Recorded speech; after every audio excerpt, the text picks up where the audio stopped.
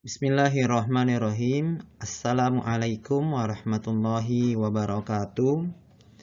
Ananda sekalian yang berbahagia, sebelumnya kami mengucapkan selamat datang, selamat bergabung di pembelajaran kita walaupun secara daring, namun tentunya tidak mengurangi semangat kita untuk belajar.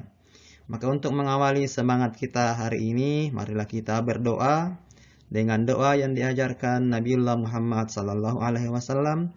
Allahumma inna nas'aluka ilman nafi'an wa rizqan thayyiban wa amalan mutaqabbalan. Rabbana anfa'na bima 'allamtana alladzi yanfa'una wa zidna ilman walhamdulillah ala kulli hal.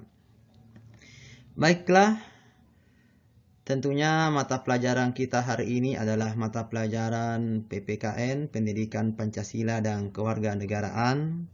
Belajar PPKN sesungguhnya tujuannya adalah bagaimana kita sebagai warga negara itu menjadi warga negara yang baik. Maka insya Allah di kelas 7 ini kita akan belajar 6 bab.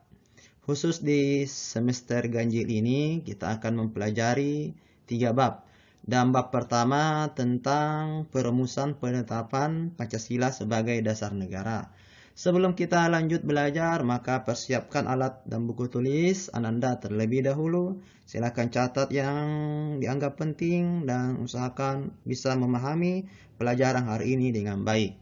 Baiklah, pertemuan pertama kita pada hari ini akan membahas tentang submateri hakikat lahirnya Pancasila. Tujuan pembelajaran kita hari ini adalah kalian atau siswa mampu menjelaskan peristiwa penting menjelang kemerdekaan. Setelah itu, siswa mampu menjelaskan peranan penting BPU PKI dalam perumusan Pancasila sebagai dasar negara. Baiklah, kita akan masuk di pelajaran kita hari ini.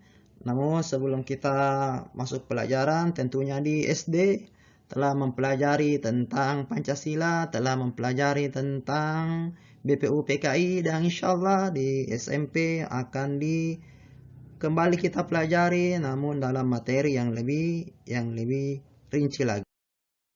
Baiklah, untuk yang pertama, mari kita menelusuri sejarah penting menjelang kemerdekaan Republik Indonesia. Bahwasanya bangsa kita yang tercinta ini, bangsa Indonesia, mengalami sejarah yang panjang melawan imperialisme dan kolonialisme.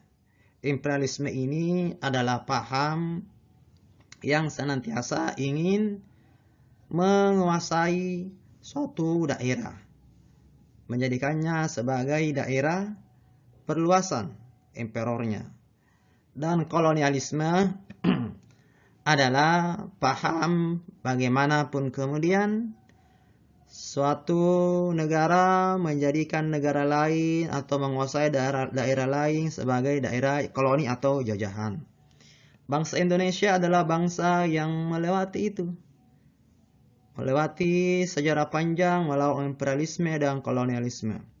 Sejarah mencatat diawali oleh ekspedisi navigasi Eropa di Indonesia. Ekspedisi ini adalah keluar, kemudian navigasi adalah pelayaran. Jadi bangsa Eropa masih ingat tentang penaklukan Konstantinopel, Muhammad Al-Fatih yang berhasil menaklukkan Konstantinopel yang saat ini adalah negara Turki. Waktu itu adalah Romawi Timur atau disebut dengan Bizantium. Penaklukan itu terjadi pada tanggal setelah dikepung selama 2 bulan lamanya, 29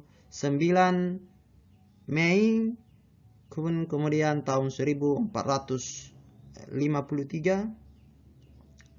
akhirnya Allah menakdirkan Turki atau waktu itu Konstantinopel tunduk dan ditaklukkan oleh umat Islam. Sehingga ketika itu bangsa-bangsa Eropa yang awalnya bisa dengan leluasa berdagang melewati pintu Romawi, pintu Bizantium, pintu Konstantinopel, itu mengalami merasa kesulitan Sehingga bangsa Eropa waktu itu pun kemudian melakukan penjelajahan di abad-abad 15, ya. Maka termasuk ke Indonesia. Tercatat bahwa bangsa Portugis tahun 1511 mendarat di di Malaka, ya. Kemudian bangsa Spanyol tahun 1521 pun berlabuh di Tidore, dan bangsa Belanda tahun 1596 kemudian berlabuh di Banten. Awal daripada ekspedisi Eropa ini melalui pelayaran adalah berdagang. Namun dalam perjalanannya niat jahat itu timbul. Ya, mulai dari adanya kongsi dagang POC, kongsi dagang Belanda, Hindia Belanda waktu itu dipimpin oleh Viterbot tahun 1602 itu menjadikan wilayah Nusantara sebagai wilayah ekspedisi, wilayah pelayaran untuk berdagang. Namun dalam perkembangannya, wilayah Nusantara ini pun kemudian pada tahun 1800 dijadikan sebagai daerah koloni kerajaan Belanda pertama waktu itu. Jadi awal penjajahan di negara kita sesungguhnya diawali dari tahun 1602 sampai dengan rentetan waktu hingga kita merdeka kelak di tahun 1945. Kemudian kerajaan Belanda terjadi revolusi di Eropa. Kerajaan Belanda mengharuskan menyerahkan wilayah Hindia Belanda ke Inggris. Tahun 1811 Indonesia atau Hindia Belanda waktu itu dijajah oleh Inggris. Hingga kemudian kembali lagi dengan adanya perjanjian, maka kerajaan Belanda mengambil alih kemudian wilayah Hindia Belanda atau Indonesia. Hingga berlangsung sampai datangnya Jepang di tahun 1942. Ananda yang berbahagia, ya, awal mula kemerdekaan Republik Indonesia itu ketika Jepang menguasai Indonesia setelah Belanda menyerah di Kalijati, Subang, Jawa Barat pada tanggal 8 Maret 1942 sebagai rentetan dari peristiwa Perang Dunia II waktu itu atau Perang Asia Timur Raya, ya, yang dikenal dalam literatur bangsa Jepang, negara Jepang. Maka ketika Jepang mendarat di Indonesia, untuk menarik simpati rakyat, Jepang mengusung propaganda. Propaganda ini sesuatu ajakan yang senantiasa dilebih-lebihkan, ya, propaganda. Ajakan yang ada niat terselubung di dalamnya. Ada gerakan semboyan, gerakan 3A. Waktu itu Nippon Pelindung Asia, Nippon ini nama lain dari Jepang. Nippon Pemimpin Asia, Nippon Cahaya Asia. Namun pelaksanaannya sebaliknya.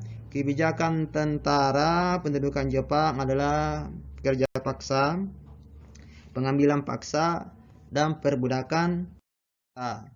Maka janji-janji manis Jepang dengan menjanjikan kemerdekaan bagi bangsa Indonesia. Di antaranya dengan mengumumkan pada tanggal 1 Maret 1945 membentuk Dekorutsu Zumbi Chosakae atau yang disingkat dengan BPU-PKI, Badan Penyelidik Usaha-Usaha Persiapan Kemerdekaan Indonesia. Apa tugasnya? Adalah menyelidiki usaha persiapan kemerdekaan Indonesia. Janji pembentukan BPU-PKI ini baru direalisasikan dengan pelantikan 62 anggotanya pada tanggal 29 April 1945 yang diketuai oleh Dr. Rajima Widyodiningrat. Agenda utama BPU-PKI adalah menyusun rancangan dasar negara atau ideologi negara yang nantinya akan lahir Pancasila sebagai hasil daripada susunan kerja dari BPU-PKI, dan merancang hukum dasar negara yang nantinya akan lahirlah Undang-Undang Dasar 1945 sebagai konstitusi negara. BPU-PKI mengadakan sidang meliputi masa sidang pertama tanggal 29 Mei sampai 1 Juni 1945 membahas tentang rumusan dasar negara yang melahirkan istilah Pancasila. Anda sekalian, sebagaimana tadi dikatakan bahwa sungguhnya Jepang menjanjikan kemerdekaan kepada Indonesia, maka tanggal 9 sampai 12 Agustus, Jenderal Terauchi memanggil 3 tokoh nasional ke Dalat Vietnam, yakni Ahmad Subarjo, Soekarno, dan Muhammad Hatta. Apa tujuannya? Pertama, melantik Insinyur Soekarno dan Muhammad Hatta sebagai ketua dan wakil ketua PPKI nantinya. Yang kedua, Majelis Pembentuk Undang-Undang Dasar bersidang pada tanggal 19 Agustus 1945 di Jakarta. Kemudian yang ketiga, menjanjikan kemerdekaan bagi bangsa Indonesia yang katanya Jepang, dijanji Jepang akan diproklamasikan tanggal 24 Agustus 1945. Namun dalam kenyataannya ternyata di Jepang sendiri dalam rentetan Perang Dunia II ada bom atom dijatuhkan pada tanggal 6 dan 9 Agustus 1945. Jadi sebelum dipanggil ke Vietnam di kota Hiroshima dan kota Nagasaki yang memaksa Jepang untuk menyerah kepada sekutu pada tanggal 14 Agustus 1945. Berita kekalahan Jepang mulai tersebar di kalangan pemuda Indonesia pada tanggal 15 Agustus 1945. Tokoh pemuda waktu itu diperkerasai oleh Hairul Saleh mengamankan Soekarno-Hatta dari pengaruh Jepang. Ya, dengan mengasingkan keduanya ke Rengas Dengklok, ya, di Kabupaten Karawang pada tanggal 16 Agustus 1945. Keesokan harinya tentunya dengan perdebatan yang panjang, yang sengit, maka pada hari Jumat 17 Agustus 1945 pukul 10 pagi, naskah yang telah disusun sehari sebelumnya dibacakan oleh Soekarno di rumah kediaman Bung Karno di Jalan Pengasahan Timur nomor 56 Jakarta yang menandai lahirnya negara baru Indonesia merdeka yang kita. Ya, itulah sejarah rentetan mengenai Indonesia. Sekarang bagaimana peranan penting BPUPKI dalam merumuskan Pancasila sebagai dasar negara? BPUPKI memiliki peranan penting dalam mempersiapkan segala perangkat dasar lahirnya sebuah negara Indonesia, yakni menyiapkan dasar negara sebagai ideologi negara dan hukum dasar negara atau konstitusi negara. Maka sebagai realisasinya BPUPKI pun mengadakan sidang. Sidang pertamanya tanggal 29 Mei sampai dengan 1 Juni 1945 membahas tentang rumusan dasar negara yang melahirkan istilah Pancasila. Waktu itu tanggal 29 sampai 1 Mei ada tokoh pembicara yang mengemukakan dasar negara karena agenda sidangnya adalah tentang membahas rumusan dasar negara. Maka tokoh yang pertama adalah Muhammad Yamin yang berbicara pada tanggal 29 Mei 1945 mengemukakan dasar negara, pri kebangsaan, pri kemanusiaan, pri ketuhanan, pri kerakyatan, dan kesejahteraan rakyat. Dr. Supomo tanggal 31 Mei mengemukakan dasar negara, persatuan, kekeluargaan, keseimbangan lahir batin, musyawarah dan keadilan rakyat.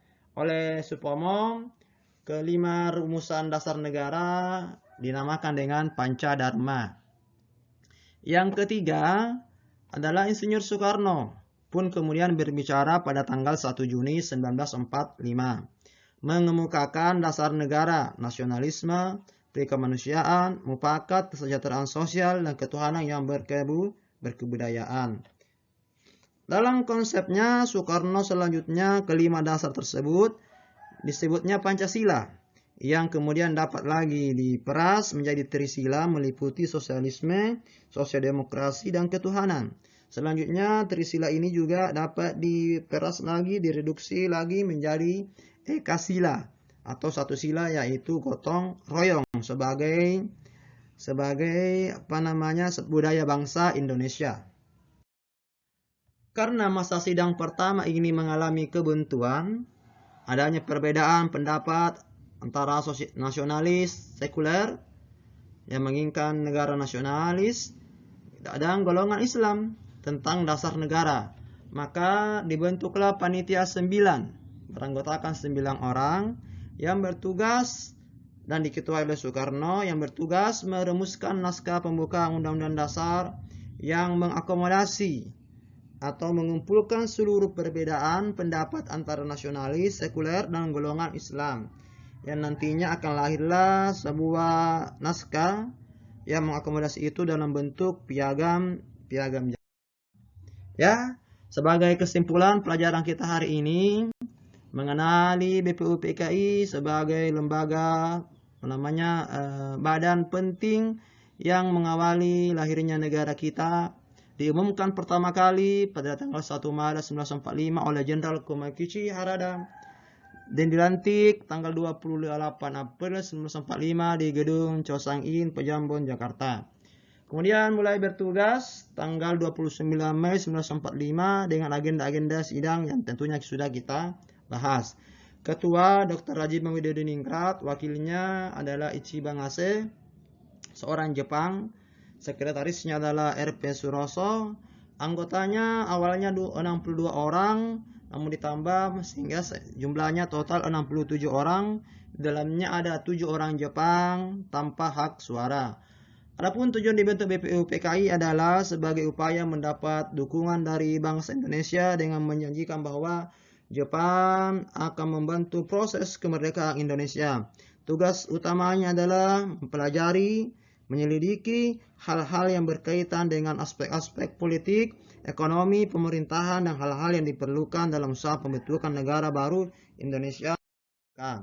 Baiklah, setelah kita memaparkan materi, tentunya kita bisa menyimpulkan dari apa yang telah kita bahas bersama, bahwasanya peristiwa terkait menjelang kemerdekaan Indonesia adalah bagian daripada rentetan perang dunia yang dimanfaatkan oleh para anak muda, golongan muda bangsa Indonesia untuk segera melaksanakan atau menyegerakan kemerdekaan tanpa menunggu janji Jepang. Yang kedua, bahwasanya BPUPKI memiliki peranan penting dalam mempersiapkan syarat sebagai sebuah negara modern harus memiliki berbagai unsur yang tentunya dokumen yang harus didapatkan atau dilengkapi. Maka sebagai tindak lanjut dan umpan balik dan tindak lanjut pembelajaran kita, tugas Ananda coba di rumah diskusikan bersama keluarga apakah kemerdekaan Indonesia adalah benar sebagai hadiah dari pemerintah Jepang. Yang kedua, coba diskusikan pula dengan keluarga mengapa di dalam BPUPKI terdapat berbagai kelompok atau golongan yang tidak sependapat tentang rumusan dasar negara. Setelah didiskusikan, tuliskan hasil analisamu di buku tindak lanjut penugasan atau buku tugas Ananda. Sekian pembelajaran kita hari ini. Mudah-mudahan apa yang kita pelajari hari ini bisa dipahami dan jangan lupa dicatat di buku catatan dan buku tugasnya sebagai tindak lanjut dari apa yang kita pelajari hari ini. Marilah kita mengucap dengan doa kafaratul majelis. Subhanakallahumma wa bihamdika asyhadu an la ilaha illa anta astaghfiruka wa atubu ilaik. Assalamualaikum warahmatullahi wabarakatuh.